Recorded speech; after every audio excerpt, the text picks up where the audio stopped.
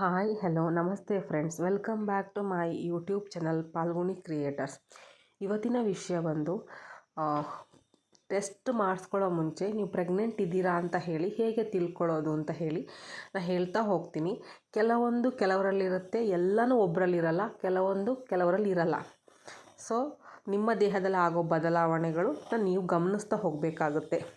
ಮೊದಲನೇದು ಎದೆ ಭಾಗದಲ್ಲಿ ಬದಲಾವಣೆ ಅಂದರೆ ಗಾತ್ರ ದೊಡ್ಡದಾಗುತ್ತೆ. ಇನ್ನೊಂದು ಇನ್ಕ್ರೀಸ್ಡ್ ಸೆನ್ಸಿಟಿವಿಟಿ ಅಂತಂದರೆ ಏನಾದ್ರು ಬಟ್ಟೆ ಬಿದ್ದರೂ ಬಟ್ಟೆ ಹಾಕ್ಕೊಂಡಾಗಲೂ ಅದು ನೋವು ಅನಿಸುತ್ತೆ, ನೀವು ಮುಟ್ಕೊಂಡ್ರೂ ನೋವು ಅನಿಸುತ್ತೆ. ಆಮೇಲೆ ನಿಪ್ಪಲ್ ಸುತ್ತ ಕಪ್ಪು ಬಣ್ಣ ಕಪ್ಪಾಗ್ತಾ ಹೋಗುತ್ತೆ. ಇನ್ನೊಂದು ತಲೆ ತಿರುಗೋದು, ಗಿಡ್ಡಿನೆಸ್ ಅಂತ ಏನು ಹೇಳ್ತೀವಿ, ತಲೆ ತಿರುಗೋದು, ತಲೆ ಸುತ್ತೋದು, ಆಮೇಲೆ ತಲೆನೋವು, ಆಮೇಲೆ ತಲೆ ಭಾರ, ಈ ಥರದ್ದು ಇರುತ್ತೆ.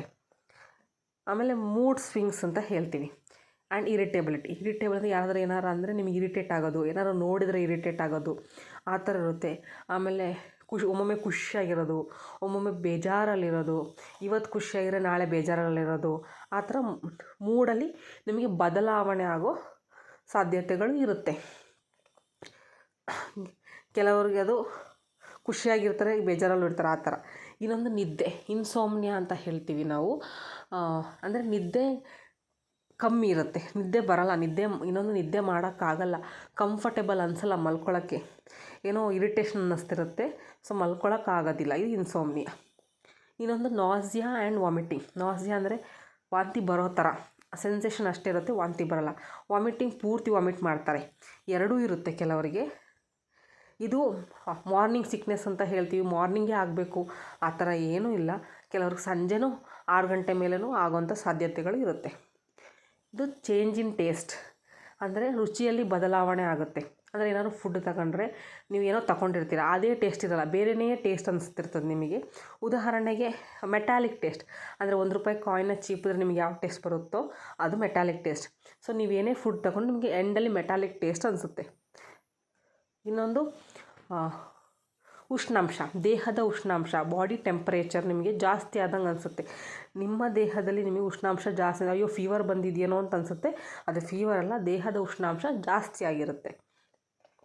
ಆಮೇಲೆ ಸೆನ್ಸಿಟಿವಿಟಿ ಟು ಸ್ಮೆಲ್ ಅಂದರೆ ನಿಮಗೆ ಕೆಲವೊಂದು ಘಮ ತುಂಬ ಇಷ್ಟ ಆಗುತ್ತೆ, ಕೆಲವೊಂದು ಘಮ ಇಷ್ಟ ಆಗೋದಿಲ್ಲ. ಅಂದರೆ ಕೆಲವರಿಗೆ ಬೇಳೆ ಬೇಯೋದು, ಅನ್ನ ಬೇಯೋದು ಘಮ ಎಲ್ಲ ಇಷ್ಟ ಆಗಲ್ಲ, ಕೆಲವ್ರಿಗೆ ಹೂವಿನ ಘಮ ಎಲ್ಲ ಇಷ್ಟ ಆಗುತ್ತೆ, ಆ ಥರ. ಫ್ರೀಕ್ವೆಂಟ್ ಯೂರಿನೇಷನ್, ಇದೇನೆಂದರೆ ಇವಾಗ ಪದೇ ಯೂರಿನ್ಗೆ ಹೋಗಬೇಕು ಅಂತ ಅನಿಸುತ್ತೆ, ಯೂರಿನ್ ಪಾಸ್ ಮಾಡಬೇಕು ಅಂತ ಅನಿಸ್ತಿರುತ್ತೆ. ದಿನದಲ್ಲಿ ಒಂದು 4-5 ಬಾರಿ ಹೋಗೋರು ಫ್ರೀಕ್ವೆಂಟ್ ಯೂರಿನೇಷನಲ್ಲಿ ಒಂದು 10 ಬಾರಿ ಆದರೂ ಹೋಗ್ತಾ ಇರ್ತೀರ, ಅವಾಗವಾಗ ಹೋಗ್ತಾ ಇರ್ತೀರ. ಆಮೇಲೆ ಈಟಿಂಗ್ ಕ್ರೇವಿಂಗ್ಸ್, ಅದು ತಿನ್ನಬೇಕು ಇದು ತಿನ್ನಬೇಕು, ನಿಮಗೆ ನಾರ್ಮಲಾಗಿ ಆ ಫುಡ್ ಇಷ್ಟನೇ ಇರಲ್ಲ, ಬಟ್ ಪ್ರೆಗ್ನೆನ್ಸಿನಲ್ಲಿ ಆ ಫುಡ್ ಇಷ್ಟ ಆಗಿಬಿಡುತ್ತೆ ನಿಮಗೆ. ಆ ಥರನೂ ಒಂದು ಬದಲಾವಣೆಗಳು ಪ್ರೆಗ್ನೆನ್ಸಿ ಇದ್ದಾಗಿರುತ್ತೆ. ಆಮೇಲೆ ಮಿಸ್ಡ್ ಪೀರಿಯಡ್ಸ್, ನೀವು ಪೀರಿಯಡ್ಸ್ ಆಗಬೇಕಾಗಿರುತ್ತೆ, ನೀವು ಆಗಲ್ಲ, ಸೊ ಅದು missed periods. So missed periods ಆಯಿತು ಅಂತಂದರೆ ನೀವು ಪೀರಿಯಡ್ ಮಿಸ್ ಆಗಿರುತ್ತೆ, ಆ ದಿನದಿಂದ 1 ವಾರ ಅಥವಾ 10 ದಿನ ಆದಮೇಲೆ ಟೆಸ್ಟ್ ಮಾಡ್ಕೋಬೇಕು. ಎಲ್ಲ ಮೆಡಿಕಲ್ ಸ್ಟೋರಲ್ಲೂ ಪ್ರೆಗ್ನೆನ್ಸಿ ಟೆಸ್ಟ್ ಕಿಟ್ ಸಿಗುತ್ತೆ, ಕೊಡ್ತಾರೆ. ಅದು ಈ ಥರ ಇರುತ್ತೆ, ಅದು ಪ್ಯಾಕೆಟ್ ಒಳಗಡೆ. ನೀವು ಆ ರೌಂಡ್ ಕಾಣೋದಕ್ಕೆ ಯೂರಿನ್ ಒಂದು 2-3 ಡ್ರಾಪ್ ಹಾಕಿ ಒಂದು 5 ಮಿನಿಟ್ಸ್ ವೇಟ್ ಮಾಡಿ. 2 ಲೈನ್ ಬಂದರೆ ನಿಮಗೆ ಅದು ಪಾಸಿಟಿವ್, 1 ಲೈನ್ ಬಂದರೆ ನೆಗೆಟಿವ್ ಇರುತ್ತೆ. 1 ಲೈನ್ ಡಾರ್ಕಾಗಿ ಬಂದು ಇನ್ನೊಂದು ಲೈನ್ ಲೈಟಾಗಿ ಬಂದಿದ್ದರೆ ಅದು ಕೂಡ ಪಾಸಿಟಿವ್ ಆಗಿರುತ್ತೆ.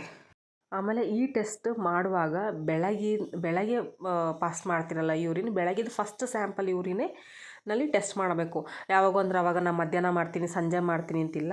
ನಿಮಗೆ ಡೌಟ್ ಬಂದರೆ ತರಿಸ್ಕೊಳ್ಳಿ, ಮಾರನೇ ದಿನ ಬೆಳಗ್ಗೆ ಟೆಸ್ಟ್ ಮಾಡ್ಕೊಳ್ಳಿ. ಸೊ ಇದೆಲ್ಲ ನಾನು ಹೇಳಿರೋ ಸಿಂಪ್ಟಮ್ಸ್. ಇದು ಹಾರ್ಮೋನ್ಗಳ ವ್ಯತ್ಯಾಸದಿಂದ ಈ ಥರ ಆಗ್ತಾ ಹೋಗುತ್ತೆ, ನೀವೇ ಗಮನಿಸ್ಕೋಬೇಕಾಗುತ್ತೆ. ವಿಡಿಯೋ ನೋಡಿದ್ದಕ್ಕೆ ಥ್ಯಾಂಕ್ ಯು ಫ್ರೆಂಡ್ಸ್.